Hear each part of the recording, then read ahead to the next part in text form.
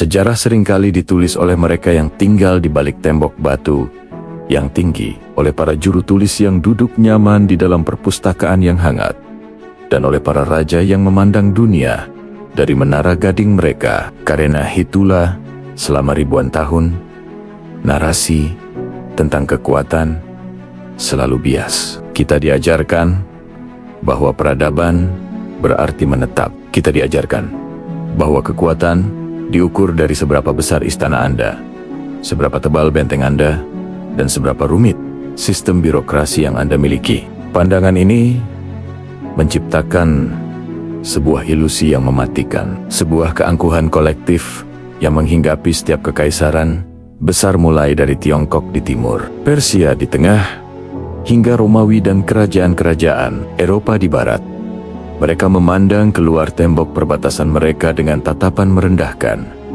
Sebuah tatapan yang penuh dengan rasa jijik. Di mata orang-orang kota yang beradab ini, dunia di luar tembok hanyalah tanah kosong yang dihuni oleh hantu-hantu kelaparan. Mereka melihat orang-orang yang tidak memiliki rumah permanen, orang-orang yang tidur beralaskan tanah dan beratapkan langit, orang-orang yang baunya menyengat karena jarang mandi dan hidup berdampingan dengan hewan ternak. Orang-orang kota itu tertawa. Mereka mencemooh gaya hidup nomaden sebagai bentuk keterbelakangan, sebuah tanda kemiskinan dan kebodohan. Bagaimana mungkin sekumpulan penggembala yang bahkan tidak tahu cara menumpuk batu bata bisa menjadi ancaman? Bagaimana mungkin orang-orang yang pakaiannya terbuat dari kulit binatang kasar dan meminum susu kuda yang difermentasi bisa menandingi strategi militer legiun yang terlatih? Keangkuhan inilah rasa jijik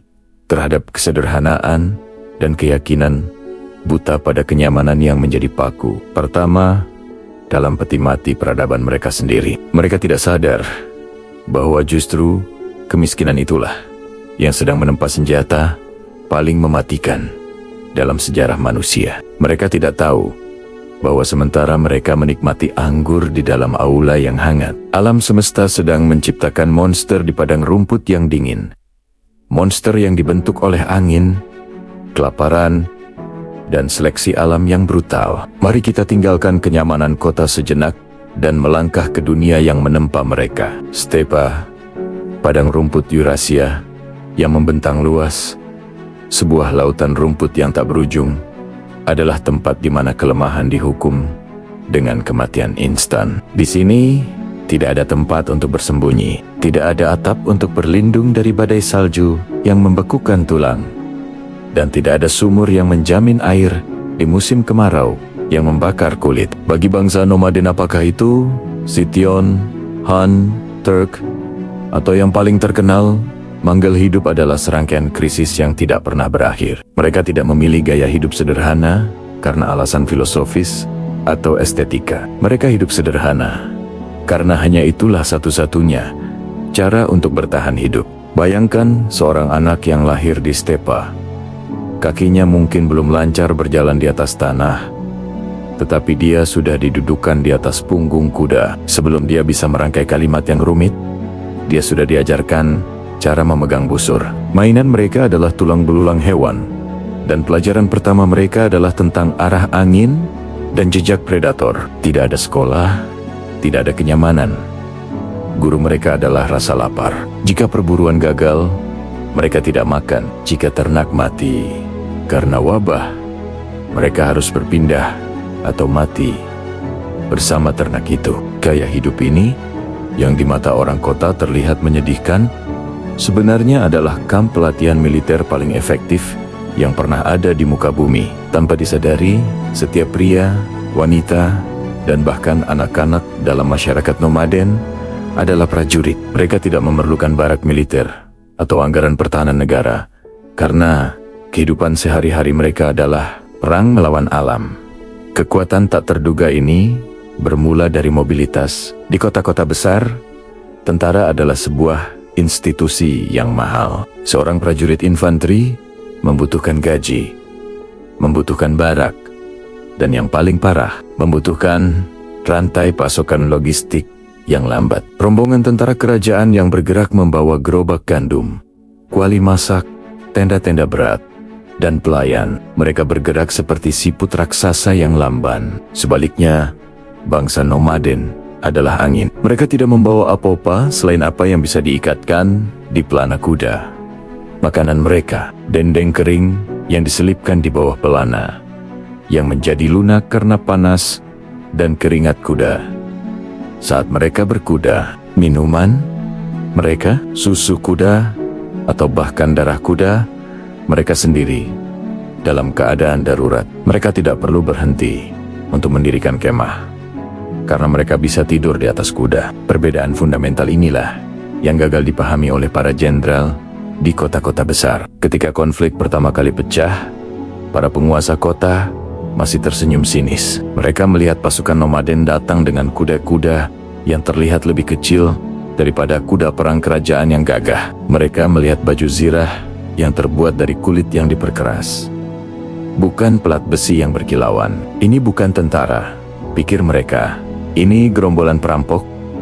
Namun, senyum itu segera lenyap ketika pertempuran dimulai. Pasukan kota terbiasa dengan perang statis, barisan rapi, perisai yang saling mengunci, dan komando yang diteriakan. Tapi musuh yang mereka hadapi tidak mau bermain dengan aturan itu. Bangsa nomaden tidak menyerang secara frontal. Mereka berputar. Mereka menghilang. Mereka muncul dari segala arah seperti hantu. Senjata utama mereka, busur komposit, adalah mahakarya teknologi yang lahir dari keterbatasan. Dibuat dari tanduk, kayu, dan urat hewan yang disatukan dengan lem, ikan, bahan-bahan yang tersedia di sekitar mereka busur. Ini memiliki daya tembak yang mengerikan. Seorang pemanah berkuda bisa melepaskan anak panah dengan akurasi mematikan sambil memacu kudanya dalam kecepatan penuh. Bahkan saat tubuhnya berputar ke belakang, hujan anak panah ini tidak hanya membunuh, tetapi juga menghancurkan moral pasukan kota yang lamban, terjebak dalam baju besi berat mereka, menjadi sasaran empuk. Mereka seperti kura-kura yang dikerubungi oleh lebah. Dan ketika pasukan kota mencoba mengejar, bangsa nomaden melakukan manuver paling terkenal dan paling sering disalahpahami, pura-pura mundur. Ini adalah jebakan psikologis yang mengeksploitasi arogansi lawan. Bangsa nomaden akan berbalik arah, seolah-olah mereka ketakutan dan lari tunggang langgang. Melihat punggung musuh yang lemah dan penakut ini, insting predator pasukan kota muncul. Disiplin barisan mereka pecah. Mereka berlari mengejar, yakin bahwa kemenangan sudah di depan mata. Yakin bahwa orang-orang liar itu akhirnya sadar akan tempat mereka. Tapi, tepat ketika barisan pasukan kota sudah tidak beraturan dan tersebar, peluit berbunyi. Kuda-kuda nomaden itu berhenti seketika, berputar balik dengan kelincahan yang mustahil. Dan dalam hitungan detik, pemburu berubah menjadi buruan. Pasukan kota mendapati diri mereka terkepung, dihujani panah dari segala sisi, tanpa formasi untuk melindungi diri. Disitulah pembantaian terjadi. Disitulah arogansi peradaban dibayar dengan darah. Namun, menaklukkan pasukan di lapangan terbuka adalah satu hal. Menaklukkan kota dengan tembok setinggi 20 meter adalah hal lain. Dan disinilah letak jenius sejati dari bangsa yang dianggap primitif ini.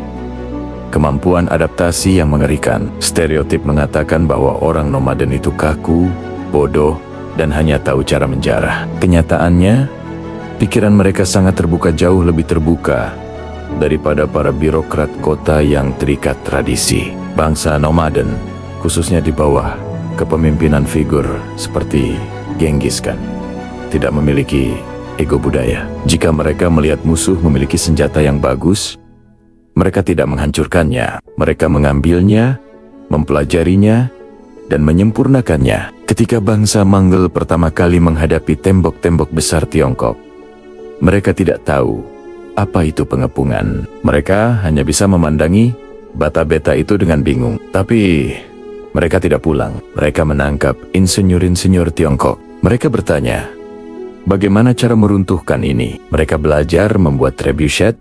Mereka belajar menggali parit. Mereka belajar membendung sungai.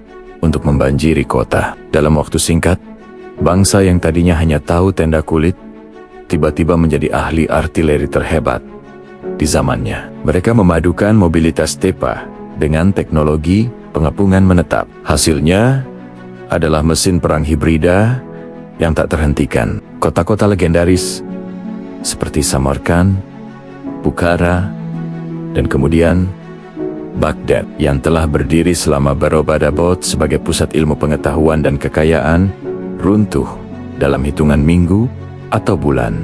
Kisah penaklukan Khwarezmiyah adalah contoh paling brutal dari benturan dua dunia ini. Sultan Muhammad II dari Khwarezmiyah memimpin sebuah kekaisaran Islam yang sangat kaya dan kuat di Asia Tengah. Dia memiliki tentara profesional yang jumlahnya jauh lebih besar daripada bangsa Mongol, benteng-benteng yang tak tertembus, dan kekayaan yang melimpah. Ketika utusan dagang Mongol datang untuk menawarkan perdamaian dan perdagangan, Sultan didorong oleh arogansi dan rasa jijik terhadap orang barbar yang kotor ini, membunuh para utusan itu. Dia mencukur janggut mereka, sebuah penghinaan terbesar. Dia berpikir, apa yang bisa dilakukan oleh gerombolan penggembala kambing ini terhadap kekaisaran Khwarezmiyah yang agung? Keputusan itu adalah bunuh diri. Genghis Khan tidak merespons dengan emosi yang meledak-ledak, melainkan dengan kalkulasi dingin yang menakutkan. Dia membagi pasukannya, sesuatu yang dianggap gila oleh strategi militer konvensional.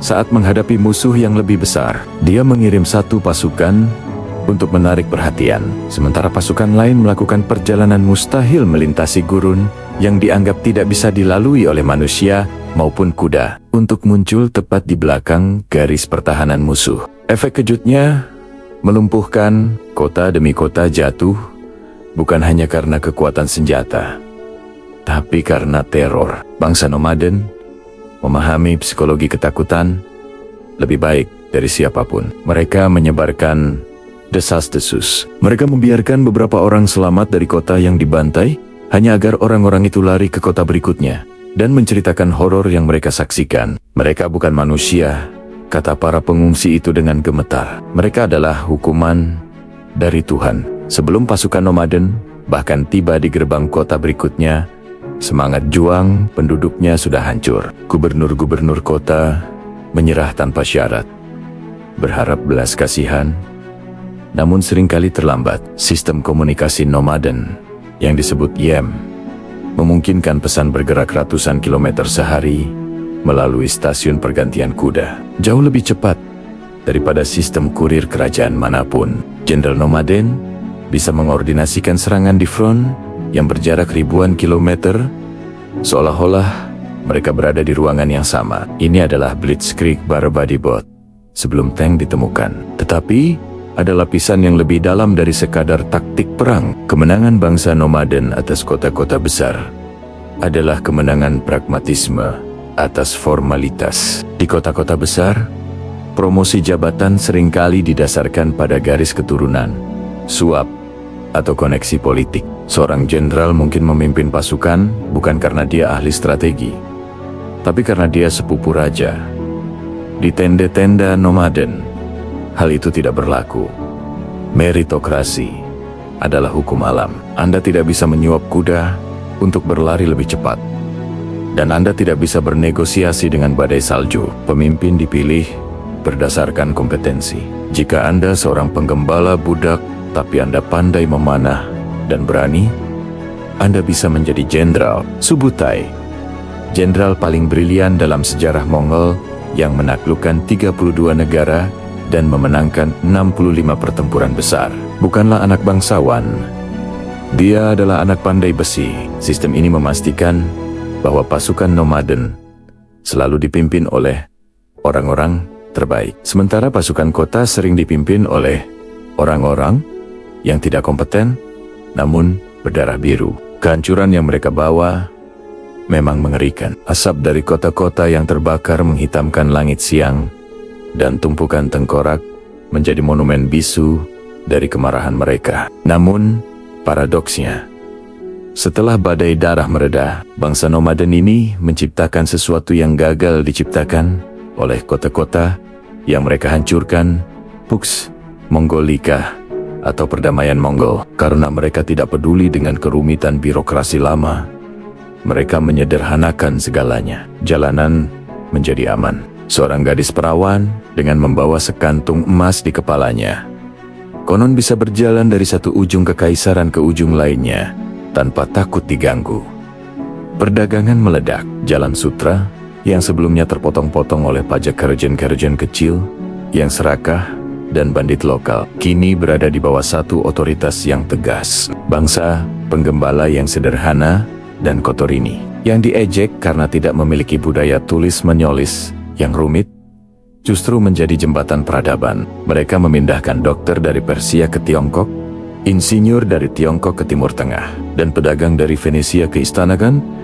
Mereka menyerap agama dan budaya rakyat yang mereka taklukkan tanpa memaksakan kepercayaan mereka sendiri, sebuah toleransi yang asing bagi karajan-karajan Eropa atau Timur Tengah yang sering berperang atas nama agama saat itu. Mereka tidak memiliki dogma yang kaku, karena di stepa, dogma tidak membantu Anda bertahan hidup. Yang penting adalah apa yang berhasil. Jika dewa orang Kristen bisa membantu menyembuhkan sakit mereka, berdoa. Jika biksu Buddha bisa memberi nasihat bijak, mereka mendengarkan. Namun, sejarah memiliki cara ironis untuk menutup siklusnya. Ketika bangsa nomaden ini akhirnya menetap di kota-kota yang mereka taklukkan, ketika mereka mulai menukar tenda yurit mereka dengan istana batu, dan menukar susu kuda fermentasi dengan anggur manis, kekuatan mereka mulai pudar. Generasi cucu dan cicit dari para penakluk besar ini mulai lahir di atas kasur sutra, bukan di atas pelana kuda. Mereka mulai mengenakan jubah tenun emas yang berat, bukan kulit yang praktis. Mereka mulai membangun tembok untuk melindungi diri mereka sendiri. Perlahan tapi pasti, mereka menjadi apa yang dulu mereka hancurkan. Mereka menjadi lunak. Keangkuhan yang dulu menjadi milik musuh mereka kini merasuki mereka. Mereka lupa bagaimana rasanya lapar. Mereka lupa bagaimana membaca angin. Dan ketika mereka menjadi lemah karena kenyamanan, siklus itu berulang kembali. Kekaisaran mereka pecah, digerogoti dari dalam oleh korupsi, dan dari luar oleh kekuatan baru yang lebih lapar. Kisah bangsa penggembala yang menaklukkan dunia ini bukan sekadar catatan sejarah tentang perang dan darah. Ini adalah sebuah peringatan abadi, sebuah cermin retak bagi kita yang hidup di masa kini. Kita, manusia modern, adalah penghuni kota-kota besar dalam cerita ini. Kita membangun tembok-tembok digital dan fisik. Kita mengelilingi diri kita dengan kenyamanan yang melenakan. Kita sering memandang rendah kesederhanaan, menganggap bahwa teknologi dan kekayaan adalah jaminan keamanan. Kita merasa superior terhadap apa yang kita anggap primitif atau terbelakang. Tapi lihatlah keluar jendela. Lihatlah sejarah yang tertulis di dibu-dibu reruntuhan Baghdad, Kiev, atau Beijing kuno. Pelajaran dari para penunggang kuda nomaden itu masih bergema. Kenyamanan adalah musuh kewaspadaan. Kekuatan sejati tidak lahir dari kemewahan fasilitas, tetapi dari kemampuan untuk beradaptasi, dari ketangguhan mental untuk menghadapi kesulitan, dan dari kesediaan untuk terus bergerak, terus belajar, dan tidak pernah merasa aman di balik tembok ilusi yang kita bangun sendiri. Pada akhirnya, bangsa penggembala nomaden itu membuktikan satu hal yang menakutkan sekaligus menginspirasi, bahwa sekelompok orang yang tidak memiliki apa-apa untuk dipertaruhkan, yang ditempa oleh kerasnya alam dan dipersatukan oleh tujuan yang sama, akan selalu bisa meruntuhkan menara gading mereka yang terlalu sibuk mencemooh untuk melihat badai yang sedang datang. Langit adalah atap mereka, bumi adalah lantai mereka, dan dunia adalah milik mereka yang berani menunggangi ketidakpastian, bukan mereka yang bersembunyi darinya.